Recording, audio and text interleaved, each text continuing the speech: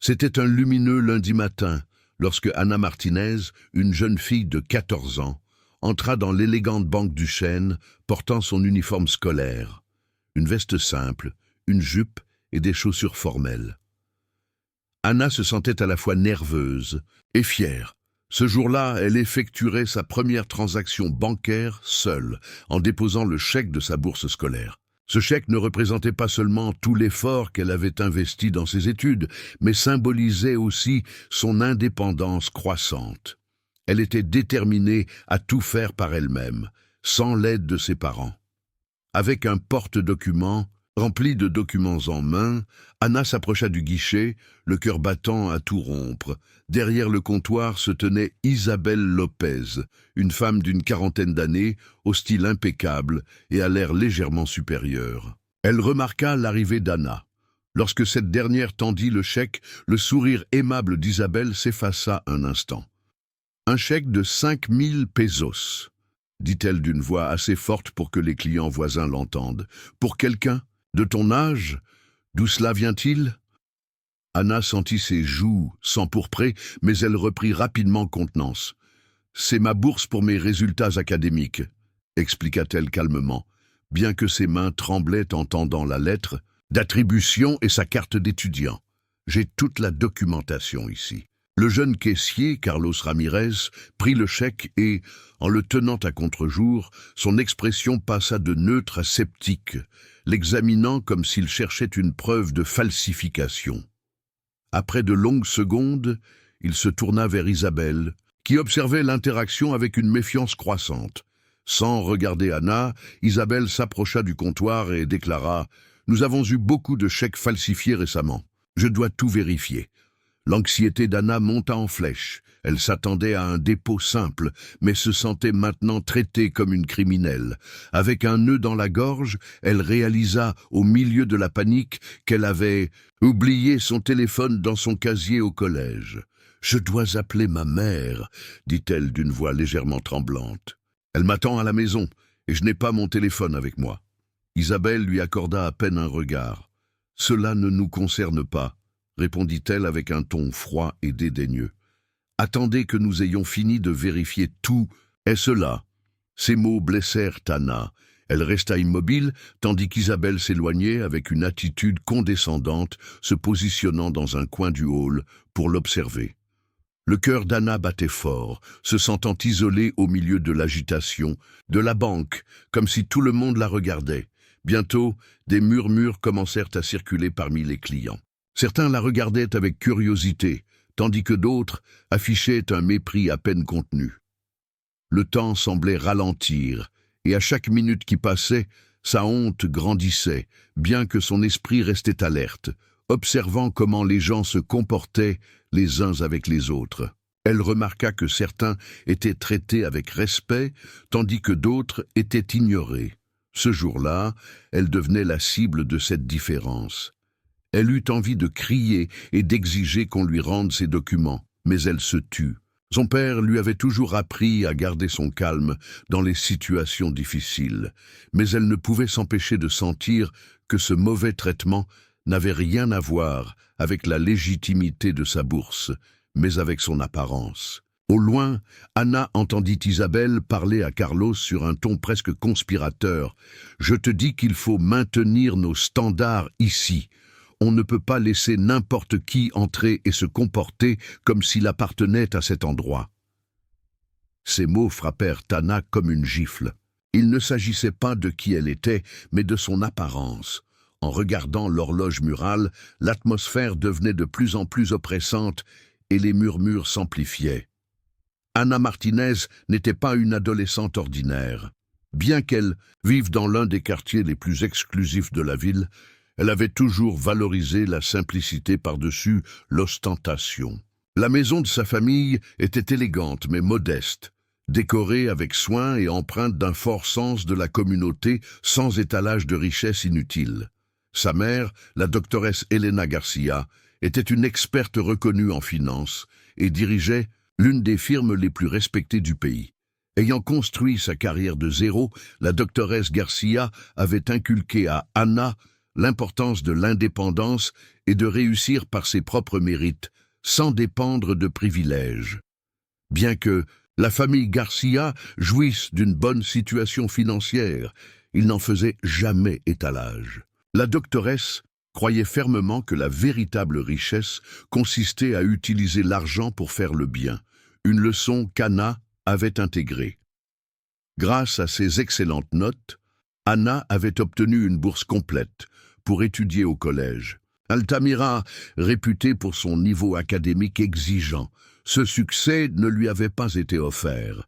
Elle l'avait mérité par son propre travail. Ses amis admiraient la manière dont elle jonglait entre études, activités extrascolaires et un emploi à temps partiel. Et Anna adorait ce défi. C'était sa façon de prouver à elle-même et aux autres qu'elle pouvait y arriver seule. Sa mère la soutenait toujours, mais insistait pour qu'Anna ne prenne jamais de raccourcis. « Je veux que tu aies les mêmes opportunités que les autres, mais je veux aussi que tu tiennes bon par toi-même », disait souvent la doctoresse Garcia. Décider de faire le dépôt seule était un autre pas vers son indépendance. Malgré ses 14 ans, Anna se sentait prête à assumer des responsabilités d'adulte. Le chèque de la bourse, fruit de tant d'efforts, représentait le début de sa maturité. Ce matin-là, avant de quitter la maison, elle avait soigneusement rangé le chèque dans son porte-documents. Pendant le petit déjeuner, alors que sa mère vérifiait des rapports financiers, la doctoresse Garcia s'était arrêtée pour lui demander d'une voix chaleureuse mais préoccupée. « Es-tu sûre de ne pas vouloir que je t'accompagne ?»« Je vais bien, maman, » répondit Anna avec une confiance tranquille. « J'ai 14 ans, il est temps que j'apprenne à le faire seule. » La doctoresse Garcia hocha la tête, les yeux pleins de fierté, bien qu'une légère inquiétude maternelle. « Elle persiste. » Anna la rassura. « Ne t'inquiète pas, j'entrerai, déposerai le chèque et serai de retour avant la fin de ta réunion. » Ce qui semblait être une tâche simple se transforma rapidement en une expérience douloureuse. Tandis qu'elle attendait dans un coin, Anna se remémora les leçons de sa mère sur l'importance de la justice, du respect et de l'égalité. Cependant, se retrouvant seule et humiliée, elle comprit que le monde ne suivait pas toujours ses principes. Pour la première fois, elle réalisa que son apparence, la couleur de sa peau, influençait la manière dont on la traitait. Dans son petit quartier, elle n'avait jamais vécu cela. Bien sûr, elle avait entendu parler de discrimination et l'avait lu dans les livres, mais cela lui semblait toujours lointain et théorique. Aujourd'hui, cependant, c'était sa propre réalité. À chaque regard vers l'horloge, son anxiété augmentait. Elle se demandait pourquoi personne ne s'occupait d'elle, pourquoi elle restait seule dans ce coin après avoir fait ce qu'il fallait en déposant un chèque valide. Plus le temps passait, plus le poids sur ses épaules devenait lourd, sachant que sa mère arriverait bientôt, bien qu'elle ne puisse pas l'appeler. Le tic-tac incessant de l'horloge accentuait son sentiment d'isolement. Les gens allaient et venaient, mais personne ne s'adressait à elle. Elle se sentait invisible, comme un élément silencieux au milieu de l'agitation de la banque. Tandis que ses pensées tournaient, Anna remarqua que d'autres clients recevaient un traitement clairement préférentiel. Un couple de personnes âgées, élégamment vêtues, fut accueilli avec chaleur par Isabelle Lopez, qui les accompagna personnellement dans une zone exclusive. Anna n'avait jamais reçu une telle courtoisie. Il semblait qu'elle n'appartenait pas à ce monde de marbre poli et de bois noble. Peu après, un jeune homme avec un accent marqué s'approcha du comptoir, avec une pile de papier. Isabelle, qui l'observait de loin, lui fit un geste dédaigneux et dit « Désolé, le système est lent aujourd'hui. Votre demande risque de prendre du temps. » Anna sentit un nœud dans l'estomac en le voyant partir, visiblement frustrée. Pourtant, quelques instants plus tard, lorsqu'un couple blanc arriva avec des documents similaires, l'attitude d'Isabelle changea complètement. Avec un sourire forcé, la gérante les conduisit au comptoir. « Bien sûr, laissez-moi vous aider immédiatement, » dit-elle d'un ton aimable et serviable. « Vous êtes entre de bonnes mains ?» Anna ressentit un mélange de colère et d'incrédulité. Il ne s'agissait pas d'une simple erreur ou d'un mauvais service. C'était quelque chose de beaucoup plus sombre, profondément enraciné dans des préjugés. Elle comprit immédiatement qu'Isabelle choisissait à qui accorder du respect, et qu'elle n'était pas sur cette liste. Avec les poings serrés, Anna s'efforça de garder son calme sans laisser ses émotions déborder. Elle avait déjà vu cette discrimination subtile, mais jamais de manière aussi directe et douloureuse. Il semblait que toute la banque avait décidé de lui tourner le dos simplement à cause de la couleur de sa peau. Une fois de plus, la voix d'Isabelle trancha le murmure ambiant en s'adressant à un agent de sécurité proche. « Surveille-la bien. Assure-toi qu'elle ne tente pas de partir. » Le cœur d'Anna s'accéléra, retenant l'envie de crier face à tant d'injustice. Au lieu de cela, elle se concentra sur sa respiration, essayant de rester sereine et de bloquer la douleur qui Elle avait appris menaçait à agir de avec l'engloutir. dignité Dans les moments difficiles, mais aujourd'hui, tout était différent. Elle se sentait piégée dans un système qui ne la reconnaissait pas comme une personne. Les minutes s'étirèrent interminablement. Seul se faisait entendre le froissement des papiers, le murmure distant des conversations et le clic ferme des talons d'Isabelle sur le marbre. Anna avait l'étrange sensation que tout le monde dans la banque l'observait et la jugeait. Les commentaires, à voix basse, devenaient de plus en plus forts. Remarques mordantes, murmures de pitié et même quelques ricanements contenus. Elle se sentit petite et démunie. Et le pire était que personne ne daignait intervenir ou se demander pourquoi elle était traitée ainsi. Son souffrance semblait n'être qu'un bruit de fond dans un monde qui avait appris à ignorer l'injustice. Juste, au moment où l'esprit d'Anna semblait ne plus pouvoir supporter davantage, elle remarqua quelque chose. Isabelle parlait à voix basse et frustrée avec Carlos, le caissier. « Pourquoi reste-t-elle ici ?» murmura Isabelle presque inaudiblement.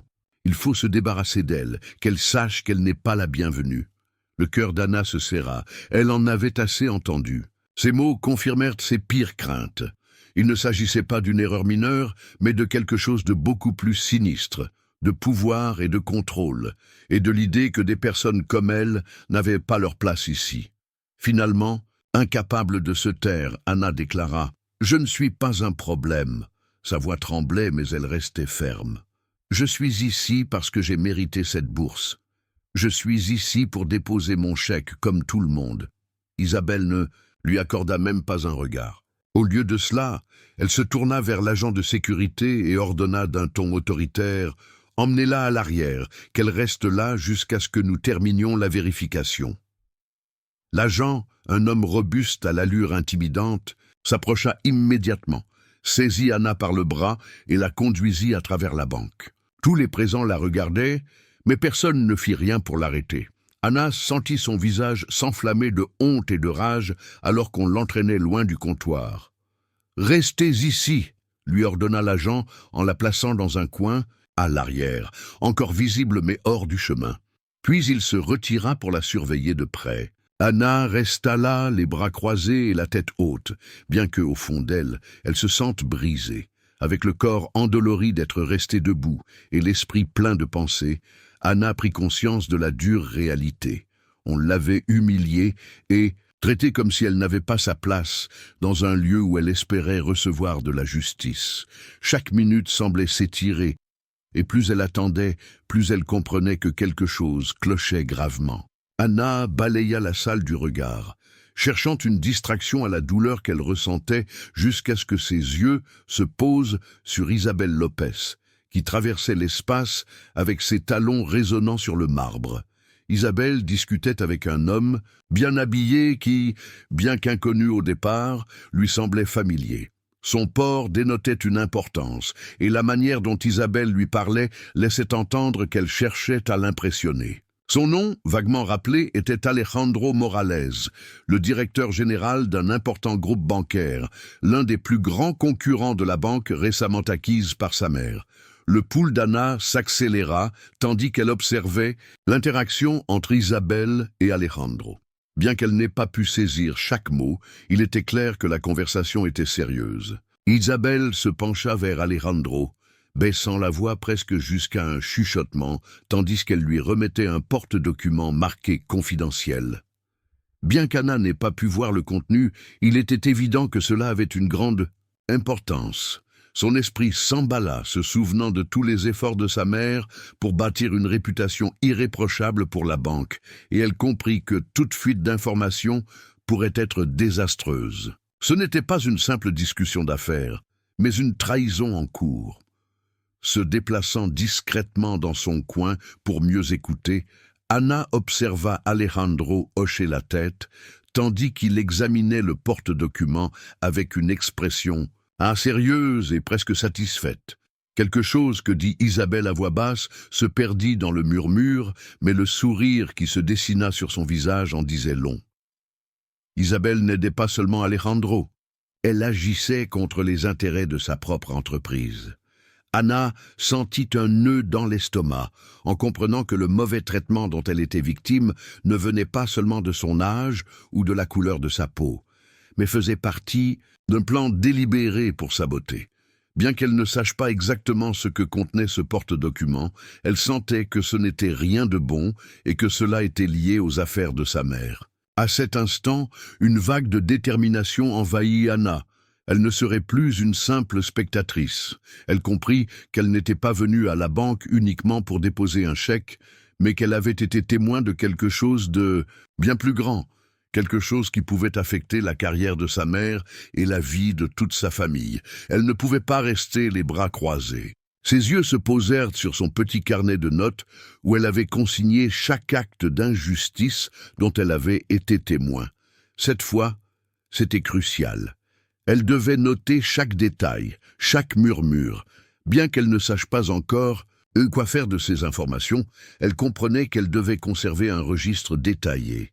Avec des mains tremblantes, elle ouvrit le carnet et écrivit l'heure, les noms et tous les détails sur ce porte-document suspect. La conversation entre Isabelle et Alejandro fut interrompue abruptement lorsqu'Alejandro se leva pour partir. Isabelle lui serra la main avec un sourire presque trop empressé. Le cœur d'Anna battit fort, tandis qu'elle voyait Alejandro se diriger résolument vers la sortie. Une fois qu'il eut pris congé, Isabelle retourna à son poste derrière le comptoir, mais elle ne souriait plus. Son attention se porta entièrement sur Anna, toujours dans le coin. Un frisson parcourut le corps d'Anna, comme si Isabelle savait qu'elle avait tout vu. Les pensées d'Anna s'entremêlèrent. Elle avait vu assez pour comprendre que quelque chose de vraiment anormal se tramait en coulisses. Que pouvait-elle faire de ces informations? Comment prouver ce qui s'était passé? Avec le stylo fermement serré, elle sentit sa détermination grandir. Elle avait été maltraitée et avait maintenant l'opportunité de changer les choses. Non seulement pour elle, mais pour sa mère, sa famille et tous ceux que Isabelle Lopez avait traités injustement. Elle ne laisserait pas cela impuni. À cet instant précis, les portes de la banque s'ouvrirent, et sa mère, la doctoresse Elena Garcia, entra. Le cœur d'Anna fit un bond. La présence d'Elena était imposante, calme, sereine et parfaitement vêtue, un contraste absolu avec le chaos qui avait régné dans le lieu. Dès qu'Elena vit Anna, Isabelle Lopez se redressa. « Madame Garcia », salua Isabelle avec un ton excessivement poli. « Je ne m'attendais pas à votre visite aujourd'hui. En quoi puis-je vous aider ?» Mais Elena ne perdit pas de temps avec des formalités. Elle se tourna immédiatement vers Anna et, la voyant seule dans le coin, ses yeux se plissèrent d'inquiétude. « Ça va, Anna ?» demanda-t-elle avec une sollicitude sincère. Anna hocha la tête, essayant de contenir ses émotions. « Je vais... »« Bien, maman !» dit-elle d'une voix sereine, bien que 1000 pensées tourbillonnent en elle. « Mais il y a quelque chose que tu dois savoir. » Elle sortit son carnet de notes à couverture dure et commença à raconter tout ce qui s'était passé à la banque. Le traitement préférentiel envers certains clients, la froideur dont elle avait été l'objet et surtout la conversation entre Isabelle et Alejandro. D'une voix ferme, elle lut ses notes, détaillant la réunion suspecte et le porte-document marqué « confidentiel ». Elena écouta attentivement, et à chaque mot, son visage se durcit. Lorsqu'Anna eut terminé, sa mère tourna son regard vers Isabelle et dit d'un ton tranchant « Mademoiselle Lopez, je crois que vous devez des excuses à ma fille et une explication à moi. » L'attitude confiante d'Isabelle commença à s'effondrer. « Je ne sais pas de quoi vous parlez, balbutia-t-elle, mais Helena ne lui laissa pas l'occasion de continuer. « Je sais parfaitement ce que vous avez fait, répliqua Helena d'une voix contrôlée mais ferme. Vous avez collaboré avec Alejandro Morales, livrant des informations confidentielles à la concurrence. Ce n'est pas seulement un mauvais service, c'est de l'espionnage industriel. » La banque devint silencieuse. Personne n'osa bouger tandis que le visage d'Isabelle pâlissait et que sa contenance s'effritait sous les paroles d'Helena. Isabelle ouvrit la bouche pour se défendre, mais ne trouva pas de mots. Helena ne lui permit pas de répliquer. « Vous êtes licenciée, mademoiselle Lopez », déclara-t-elle avec détermination. Ces mots résonnèrent dans tout le bâtiment. L'agent de sécurité qui avait conduit Anna dans le coin intervint à nouveau. « Veuillez faire sortir mademoiselle Lopez », ordonna Helena. Bientôt, Isabelle fut escortée hors de la banque, son orgueil brisé. Ensuite, Helena s'adressa à tous les présents. « Cette banque fera l'objet d'une révision complète. Nous mettrons en place des changements pour que personne ne soit traité avec le même manque de respect que ma fille a subi aujourd'hui. » La salle resta silencieuse, tandis que le cœur d'Anna commençait à se calmer. Elle observa sa mère prendre le contrôle de la situation avec une force qu'elle avait toujours admirée. Dans les mois qui suivirent, une transformation eut lieu à la banque. Une enquête révéla non seulement les tentatives de sabotage contre l'entreprise d'Helena, mais aussi